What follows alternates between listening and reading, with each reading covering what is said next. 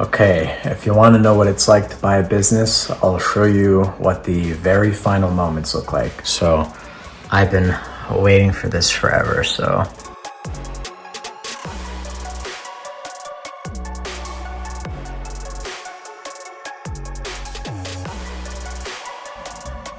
Signed. That's company number 2.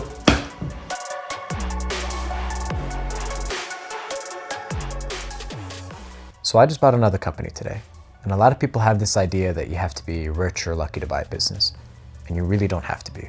So I figured I'd do something different, pull back the curtains and show you how I did it and what it looks like. Okay, I am fully packed, my Uber is on its way, and I am ready to disappear off to Denver. This airline is pretty sick.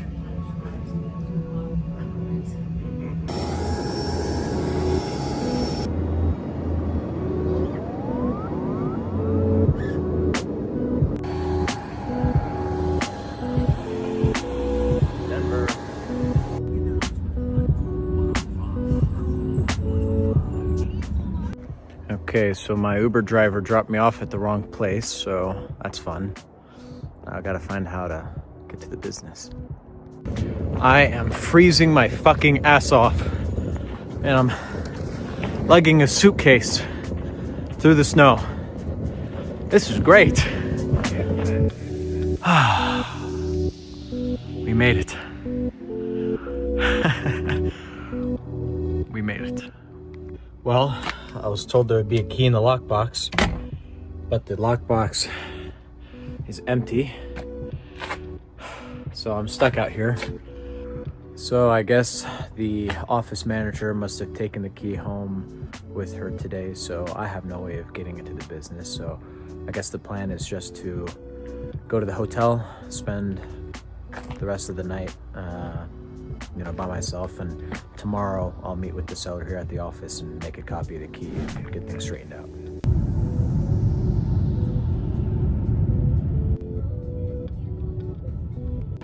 Okay, we are here.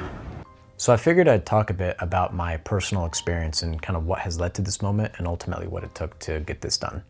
And I want to preface this by mentioning I have no experience in the plumbing industry. I have never worked for a plumbing company. I have never owned one. I could spell plumbing, but that's about the extent of my industry knowledge. And conventional wisdom would say you can't do that. You can't buy a company that you don't know how to run. Nobody will sell you a business if you have no experience in it. And obviously I call bullshit on that because I've done this multiple times now. In fact, it's a joke that I only like doing things that I have no experience in. A lot of people might think that, okay, I decided I wanted to go out and buy plumbing businesses. So I just went out and went to Biz Buy Sell and started looking at plumbing companies near me. And that's not what I did. We're actually gonna go back in time about 6 months because there was a buildup. And so I realized that if I somehow ended up buying a company, I have no experience. That is a real concern. How would I grow it? How would I manage it? I wouldn't know what to look for. I realized crucially that I needed a team. I needed the best team I could possibly find. If I don't know anything about this industry, I needed to find people that do know. So I made it a mission to spend a few months, before I even looked at a company for sale, I needed to find the best people I could possibly get in contact with that do know how to grow, operate, and ultimately scale these businesses. So to use an analogy, let's say we wanted to buy med spas. I would do my due diligence to find out what is the best med spas in the areas. What are the biggest companies? Who's the kind of household name, so to speak, in my market? And I would make it a mission to call those businesses, to try to get through to the owners of them, do your internet searching, find out who runs those companies, and get in contact with them and sell them on your dream. And that's what I did. I realized I wanted to build a home service company, so I went out and found the best person I possibly can who's built and scaled a very large home service business. And I told him, I said, listen, this is my dream. I want to go out and build this business. I want to scale it, and I sold him on my dream. And ultimately, what I did to get it done is I gave him a part of the company for free. I gave up ownership because I want my partners to have equity and success. I want to have one dream, one team. We're all going after it, and we all have ownership in getting this idea from well, idea to completion. And so I would rather own 40% of a watermelon than 100% of a grape. So I spent time to cultivate the best team I can. I have heavy hitters on my side. I have people that are just the best operators you could possibly imagine. I have the best people in finance and accounting and law. I mean, I really spent time to associate myself with people that can get things done. There's a book I read a long time ago called Good to Great, and it's really one of my favorite business books of all time. And there's really a central concept in that book, which really it's super simple, but it's very powerful. It's not where the bus is going that's important, but who's on the bus. Because you will have problems. You will encounter hurdles. Your ideas are gonna have to pivot and morph, but the ties of great people will remain, and they'll ultimately overcome any problems. So I spent time, and thank God I did, to build the best team I can, because when I ultimately started looking for businesses, they were able to show me and let me know what I needed to see, right? What data do we need to be able to do due diligence, right? What information do we need? You know, what do the financials look like? What does it mean? What are the strengths in this business? What are the weaknesses? You know, how do we evaluate what a good plumbing company looks like? And so that was crucially the most important thing I did, is getting that team in place. And then when it actually, came time to actually look for businesses, there's the easy way to do it and the hard way. And the easy way is obviously you go to a website like BizBuySell, or you contact business brokers, which literally that's their job, is literally to help you find companies to buy. You're not gonna get the best deals that way, but it's certainly a very easy way to look at a bunch of opportunities. But I ultimately find the best deals with the hardest method, which is cold outreach, right? Cold calling, cold emailing, sending letters, whatever you have to do to find off-market deals. There are softwares out there that could actually help you find who the owners are of certain businesses and kind of what their contact info is. So again, say you wanted to buy a med spa, you could just look up med spas near me, take the name of the business, and just do a little bit of research. You could find out who owns it and what their phone numbers are, and you could just call them.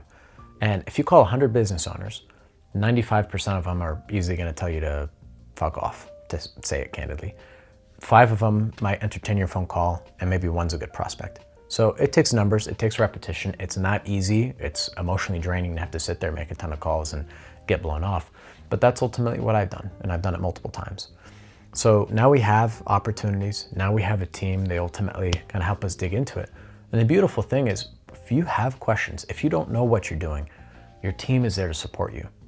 I read a book by Walter Isaacson called Invent and Wander, and it's a compilation of various shareholder letters and reports that Jeff Bezos wrote for, since really the inception of Amazon. And there's an idea in that book that really resonated with me.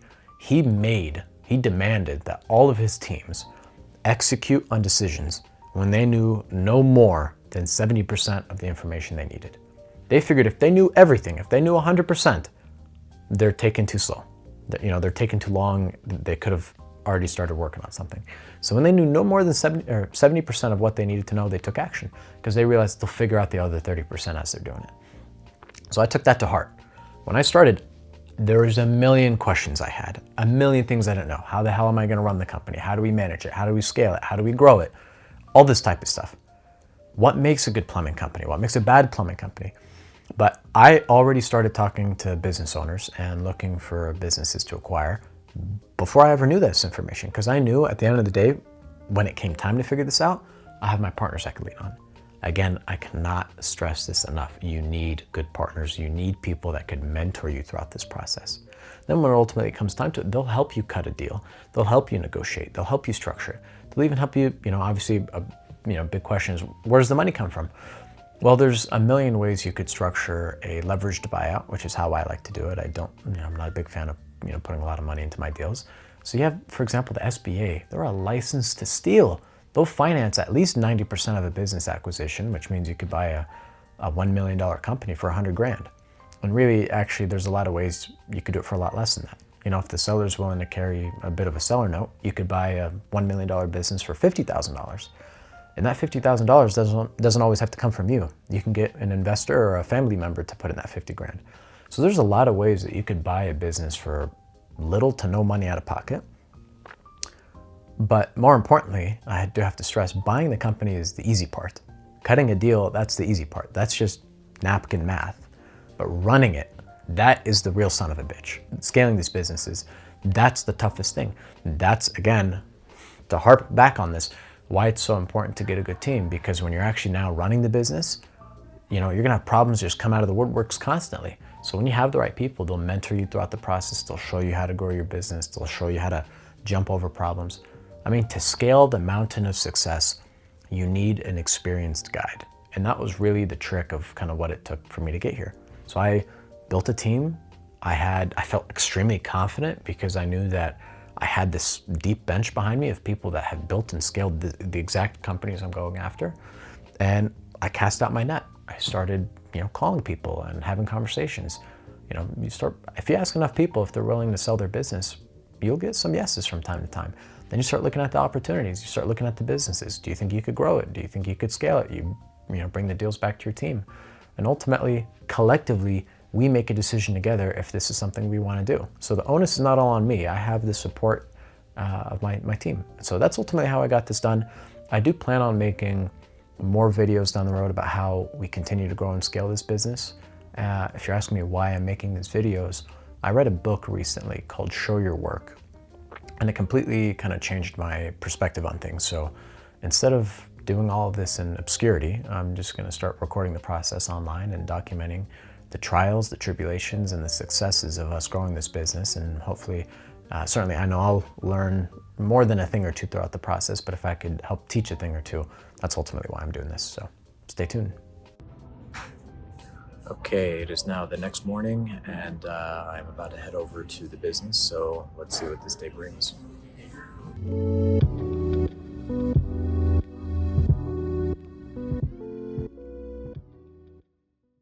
Okay, where do I even start? Today was an interesting day. It was day one running the business. I spent half of my time in the office, and then I also took the liberty of spending half the time in the field, going out with one of the main guys here to run some calls. We sold some water heaters today, which was pretty neat. But it's always interesting on the day one of a takeover, because you don't really know how the business is being operated. You don't really know anything about the business, but you have to go in with a level of confidence, like you know what you're doing. You have to lead. Just because all of a sudden you're the owner or you're made the CEO, yes, it puts you in charge, but it doesn't make your people respect you. You have to earn your respect. You have to lead from the front. And I have a belief I'm not going to ask any of my employees to do something that I'm not willing to do myself. So even though I'm not a plumber by trade, even though I've never worked on a water heater, I went out to customers' houses today with one of the main installers, and we spent hours in the field, and we diagnosed some water heaters and upsold a few customers, and that was a pretty neat experience. So I used to have a better understanding now of what goes on in the business. But yeah, I spent a good chunk of this morning calling various vendors because, again, one of the things you want to do is when you take over a business, businesses have inertia, they have momentum. And, when you take over a business, you could certainly carry that momentum and take the business forward as it's always been run. But I certainly like to take an opportunity to question everything, because one of the beautiful things is fresh eyes always bring a new perspective. And so a change of ownership is one of the most perfect catalysts to take an opportunity to take, an inwards look in a business and say, why do we do this? Why do we do that? And anybody that's worked with me so far knows the thing that I hate the most is when people say, we've always done it like this. That's not an answer I tolerate, because there's always a better way. And I'm a firm believer in that. If you spend enough time, enough energy, enough effort, you could almost always find a better way. And I've already noticed a handful of things so far, just in day one, that needs to be improved, needs to be fixed, needs to be corrected to ultimately grow and scale the business above and beyond where it's at today. And again, part of this is intuition, but also I gotta say, my partners are a big help here, because this is one of the reasons why you don't really want to get into a business unless you have partners that know what they're doing, are very experienced. My background is not plumbing, but I have unbelievable confidence coming into this business, knowing full well I'll be able to scale it, make it more profitable than it's ever been, and really blow the company up. And I have this almost delusional level of confidence because I've spent so much time associating with some of the best operators in this industry in the country. when naturally, if you spend enough time with people, you start to move in that direction. You start to pick up things. So I have my mentors, so to speak, and that's been really helpful. And that's probably one of the biggest lessons I've ever learned in business. It's just having the right team, because it's teams that gets things done. And having the right team, having the best people, infinitely will completely change your experience with business. So we spent today looking at the bank statements, taking a look at all the expenses that the business is spending, and taking that as an opportunity to see, who's this vendor? What are they charging us? Why are they charging us? What do they do? And it gives us an opportunity to just question things at a minimum, just so we could understand why things have been done a certain way. You don't immediately want to rip the Band-Aid off and start changing everything, because businesses could very easily implode. And really, one of the biggest reasons for that is the human condition is resistant to change.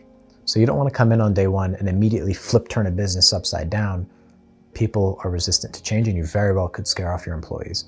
So one of the things that is important to me is to be able to paint a picture in everybody's eyes and say, there's got to be a better way. Better way for the business, a better way for the customer, and a better way for the employees. And I have a personal belief, and I mean this genuinely, a lot of customers, or companies I should say, put their customers first. The customer's always right, let's take care of our customers. And that's all well and good, it's well-meaning, but I don't believe in that. I think you should put your employees first. I was taught, and I firmly believe this, I've experienced it myself, if you put your employees first, they'll turn around and take care of the customer. If you have employees that want to come into work, that tap dance to work, get paid great money, love what they do, feel fulfilled, feel that they have a say in the organization, those are the employees that you want to have. Not somebody that drags their feet not wanting to come into work, because they're not going to do a good job. And so really what I'm doing, especially in the early days of an acquisition, I just want to take just a huge inwards look in the business and figure out, are we doing things the right way? Are there areas that we need to improve? Are we taking care of our people? It's the people side of the stuff that I like to figure out more than anything. Then from there, we'll figure out processes. Then from there, we'll make changes and tweaks. But especially in the early days, I don't want to rock the boat. And so I have to get people to feel comfortable and confident and excited for the future. And that's my job, to get people excited, to be a big cheerleader more than anything. And so I'm really excited, and we'll see where this goes. But this is just day one, and it will always be day one, as Jeff Bezos talks about. Day two is decline, stasis, death. It will always be day one here. Day one, everything's exciting. It's fresh. You can't wait to work. Everything's new. We're always going to keep that mentality. It's always going to be day one around here, and I steal that completely from Jeff Bezos, but he knows a thing or two about business, so I feel pretty good about that. But I'll tune in with you later. Okay, so it is the end of my first day with the company, and I don't have a car yet here, so I get to take the company installation van home. So this is going to be interesting, but it's my first day. I learned a whole lot. I got to spend time in the field, got to spend time in the office, got to meet everybody. I'm super excited for the future. It's new, it's different, it's a change, but it's a very welcome change. So I'm excited to see what the future has in store. Good morning, everyone. It is now day two. I have a busy day today. I'm really looking forward to it. Yesterday, we sold 2 water heaters, a tank and a tankless system. And now today we have to install them. So I'm going to go out to my first install. I think it would be a good idea to see this firsthand. Then I'm going to spend some time in the office. There's some changes that we're going to make internally to some software providers and vendors that we're working with. So I'm really excited. It's day 2 of the takeover, if you will, but it's still early days, and I'm excited to see what the day brings.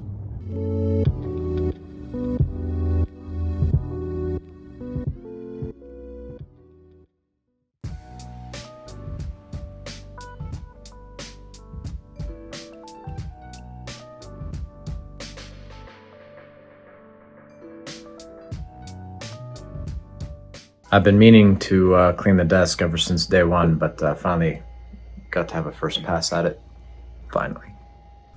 Finally, I'm wearing some normal clothes, or what I call normal. Normally I like to wear suits for the better part of the day, but I spent the first 2 days in the field with the installers, getting a better idea of what's happening in the home, how we're selling product, how we're installing it. So I have a better appreciation and a better understanding of what goes on as far as the operations, the field operations of the business. But I think now is the time where I could finally spend more time in the office, which was kind of where I really need to be right now. So that's why I could dress with my normal attire. But I'm excited. Today's the third day, and I feel good. You know, there's times when you take over something, especially if you know nothing about the business, you're going to have these kind of fluctuations in terms of these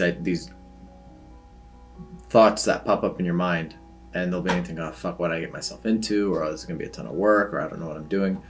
But negative thoughts are like weeds in a garden, and you have to voluntarily kind of pluck them out.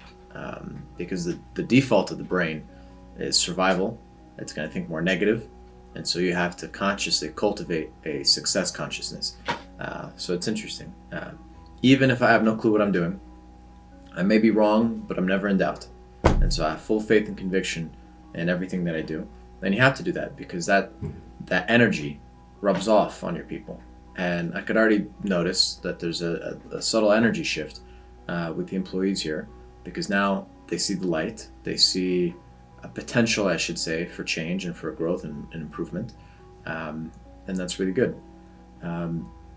I set the last 2 days, obviously being the last 2 days mostly in the field has made it difficult to kind of catch up on some of the kind of administrative tasks that I need to get done here. But now that I have a full day in the office, and presumably for the better part of my time going forward, it's going to be in the office. I have some meetings that I have to finalize. I've been able to take some meetings out in the field, but it's a bit awkward having to leave a customer's home to go take a meeting. So going to completely change our CRM. We're going to meet with a finance company so we could offer financing on our products. Getting a new bookkeeper and an accountant onboarded in the company. So again, it's just how to eat an elephant, one bite at a time, day by day. There's just a bunch of stuff that we have to do to get the business ready. But it feels weird because this is something that's been about 8 or 9 months in the making. From the time that I first popped up in my head that I want to acquire and consolidate and roll up home service businesses, that first idea popped up about 9 months ago.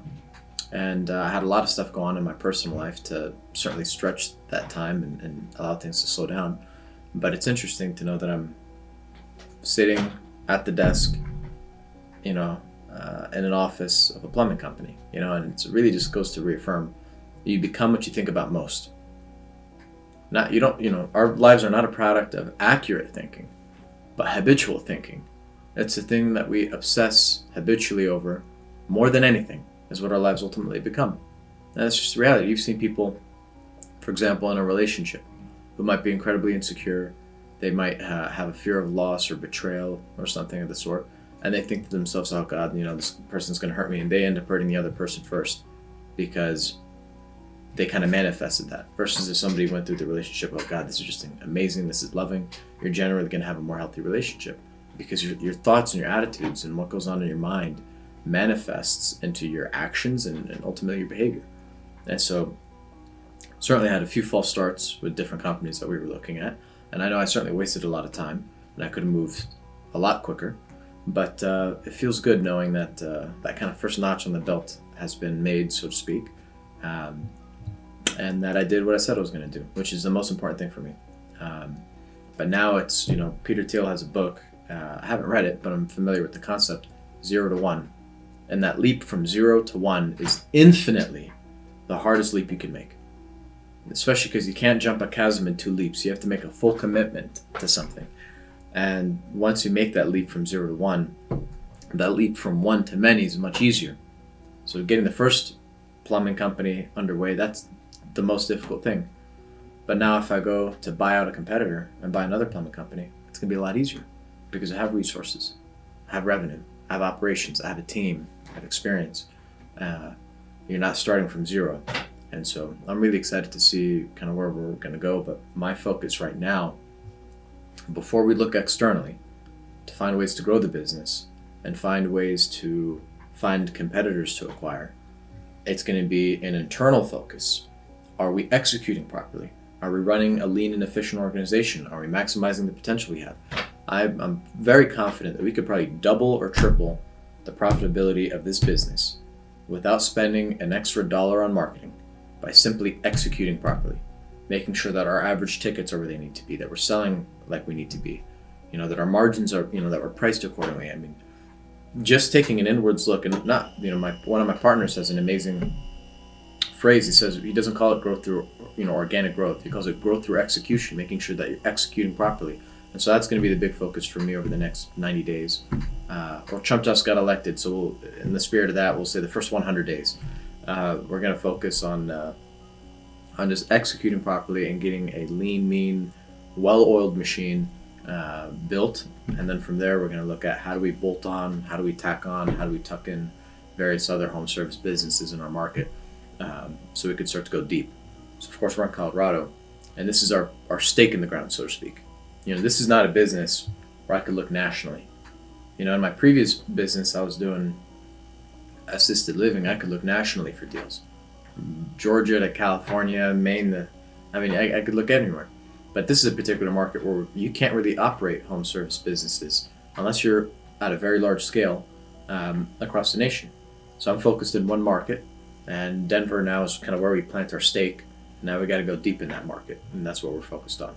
So I'm excited I have no clue what the future is going to look like, but I have a rough idea of where we need to go, and that's the exciting part. And I think that's what entrepreneurs crave. They chase that thrill of just building a company and the problems that come with it.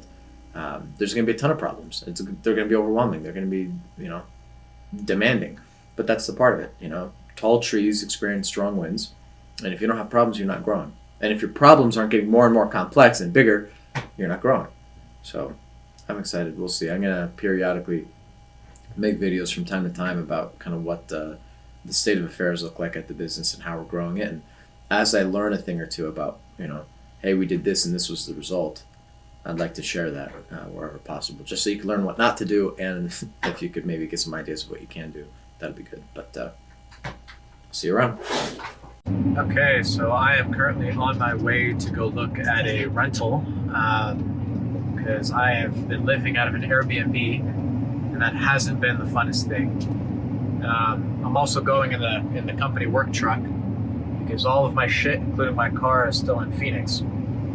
So it's interesting. It's been fun. It's been not quite a week since I first landed in Denver, but it's been fun. We've been working slowly through all the various issues which we need to correct here and what we need to grow. I met with some of my partners today to address pricing, which is probably the lowest hanging fruit thing that we could do to really turn the business around.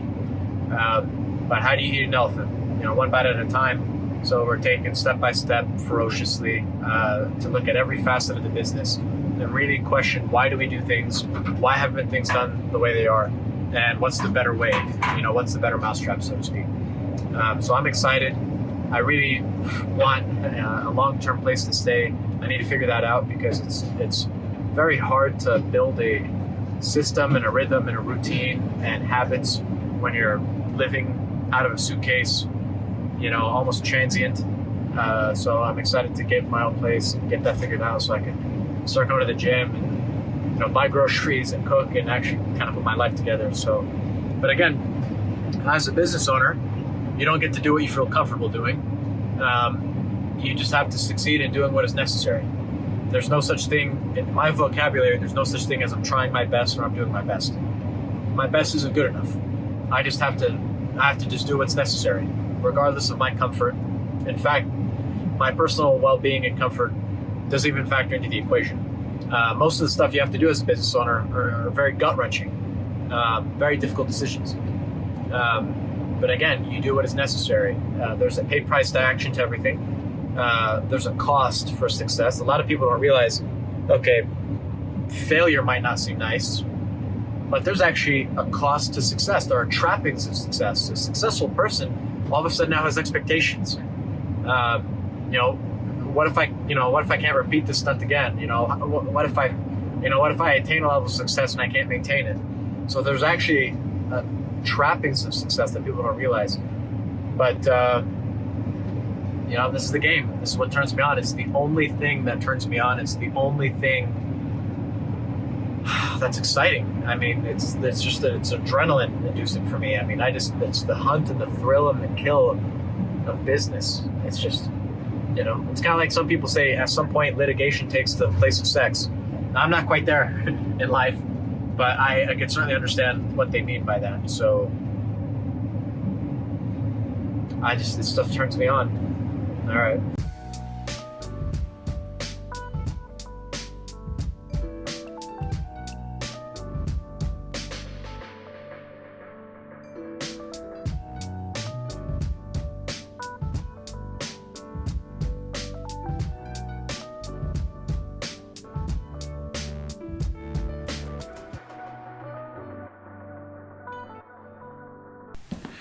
Okay, so it has been a week since I first came over to take over the business. A lot has happened since. Also, when reviewing the footage that I've taken, I realize I'm still not that good with recording everything and putting everything in a cohesive manner. So there's been a lot that's happened. I spent the first several days in the field and in the office just getting my bearings down. I didn't make any changes. The last thing I wanted to do was get into the business and immediately rock the boat. But I prepped everybody and let them know that change is coming. I wanted to remove what I call FUD, fear, uncertainty, and doubt, because that's what kills people.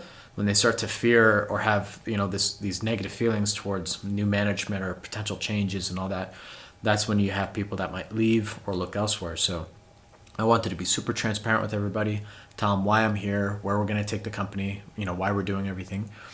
And ultimately, I'm really excited. I finally got to the point now where we're making changes. We set up new bank accounts.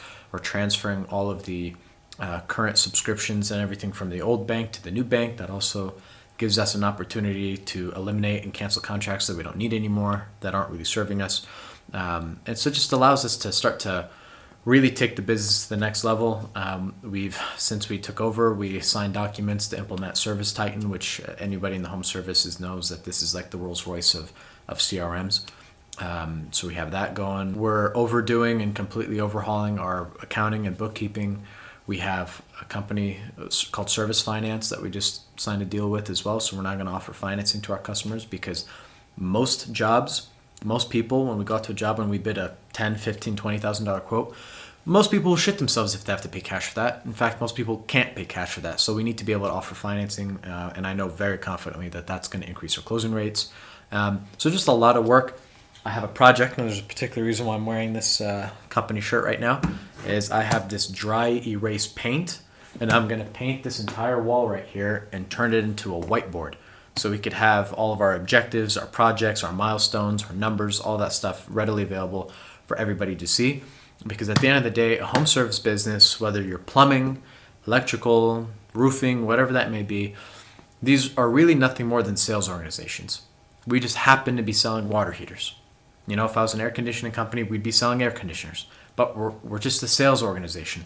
So I want to breed competition amongst the technicians. I want them to look at their coworkers and say, well, fuck, that guy sold more than me. I want to sell more. I want these guys to make money. I want them to have piss and vinegar in their blood. And so ultimately, how do I do that? Well, I want to incentivize people. I want contests. I want everybody to know where we're at, where we're headed. And I want the entire company marching to the same beat of the same drum. And we're all one dream, one team, headed for a common mission. And you have to be transparent for that. You have to let people know where we're headed. I don't care if somebody's a customer service rep, a warehouse helper, a technician. I don't care who they are. They're all privy to the same information, and they're all expected to participate in the growth of this business.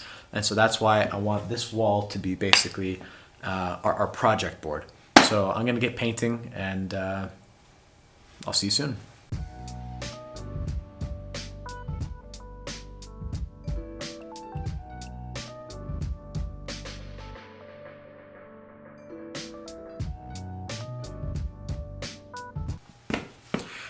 Okay, so I gotta call it quits for today. I ran out of paint, but I gave it a good first pass, so I'll cut it tomorrow and do another layer, and hopefully we should have that finished out. But I think I'm gonna call this video it.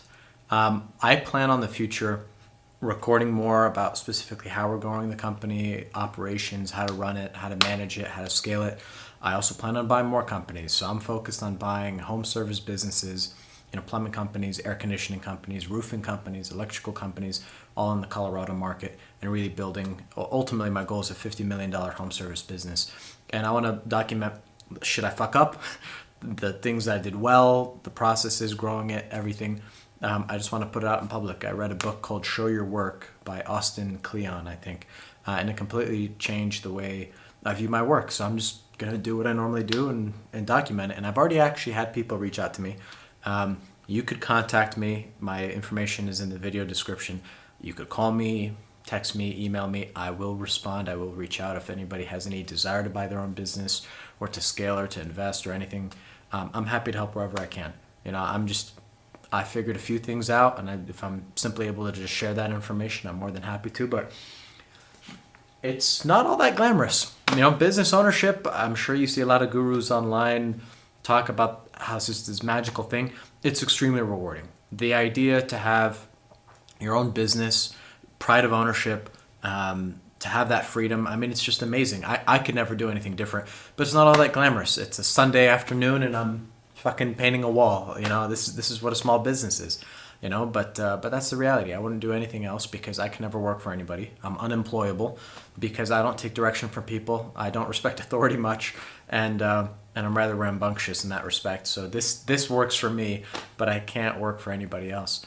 But if there's any way I could help in any way, I'm more than happy to help. But again, I plan on documenting this process as we grow companies, as we acquire them, as we scale them. I want to document kind of what works and how that's had an immediate effect on our business, as well as also I make other videos on this channel about the things that have led me to get to this point in my life. I talk a lot about sales because I think that's probably the biggest thing that you could do, the lowest hanging fruit thing you could do to really kind of catapult yourself out of poverty and to make a pretty decent wage.